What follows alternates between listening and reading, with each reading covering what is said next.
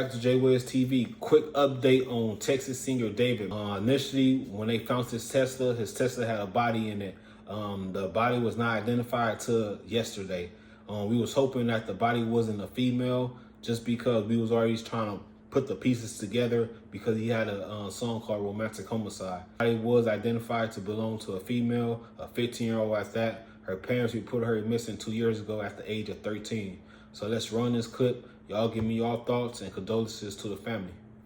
TMZ is reporting that the car is linked to the popular singer David. The LAPD towed the car from the yard after gathering evidence at the scene. They say the car was reported abandoned in the Hollywood Hills about 5 days ago. Girl found dead in a car owned by singer David.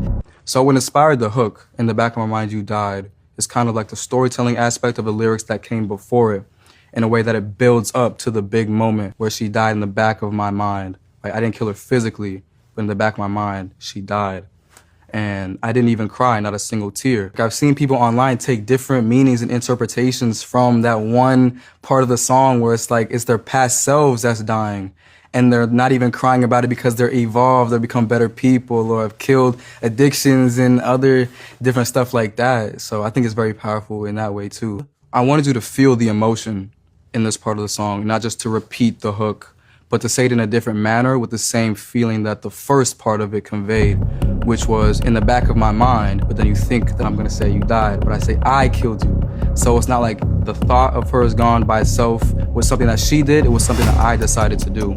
And I killed her in the back of my mind. But it's really more of a figurative I killed you, especially in the back of my mind. I try to stress that in the back of my mind. That's why I say it so loud. In the back of my mind, you died. In the back of my mind, I killed you.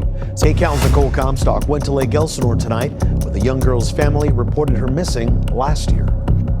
This young lady's family told us earlier this afternoon that they didn't want to talk about this, which is completely understandable because it's obvious that they're going through a really traumatic time right now. But Lake Elsinore is a really tight-knit community, and many here knew this young girl. They say they just hope that at the end of the day, the truth about what happened to her comes to light. It's a somber night in Lake Elsinore after residents learned that a local girl named Celeste Rivas, who went missing early last year, has now been identified as the 15-year-old girl found dead in the trunk of a Tesla in Hollywood that's reportedly registered to the singer-songwriter David. I feel sad for her, sad for her family too. Eli Nadef owns the market around the corner from her family's home and says Rivas used to come in all the time for candy until she stopped coming in sometime last year. It's sad for the kids, they get lost. The kids get lost by the social media. Even I'm a parent, I'm fighting the war to raise my kids. Rivas' brother would only say that his family was grieving this afternoon. The singer's representatives reportedly said he was cooperating with investigators last week while he continued his world tour. But tonight, his concert in Seattle was canceled. The LA County Sheriff's Department is still saying that there are no persons of interest in this case, going as far as to say that at this point, there's no evidence that a crime did or did not occur. But many in this community have questions about what possible connection, if any, she may have had to the singer. She had a boyfriend named David, and then they have matching tattoos. This woman says her daughter knew Rivas from school and that she went missing more than once. Another neighbor says Rivas briefly came home 4 months after she was initially reported missing. So I am like 100% sure that that was the day that I last saw her. She says she remembers the date because Rivas bought something from her at a yard sale. She just seemed like just happy.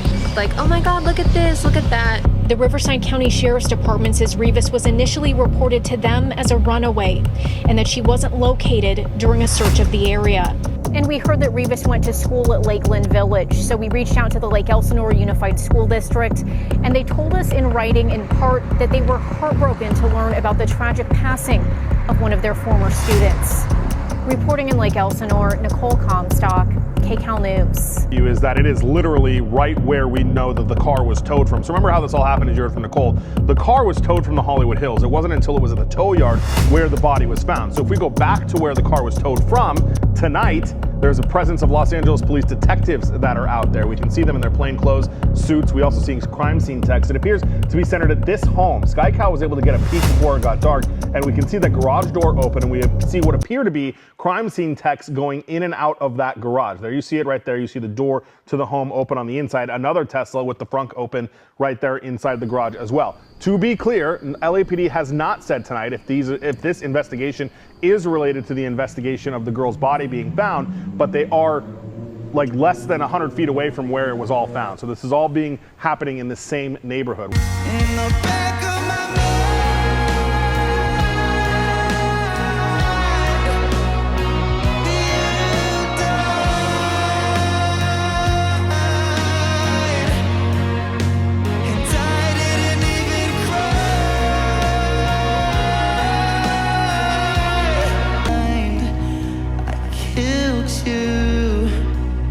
I didn't even regret it.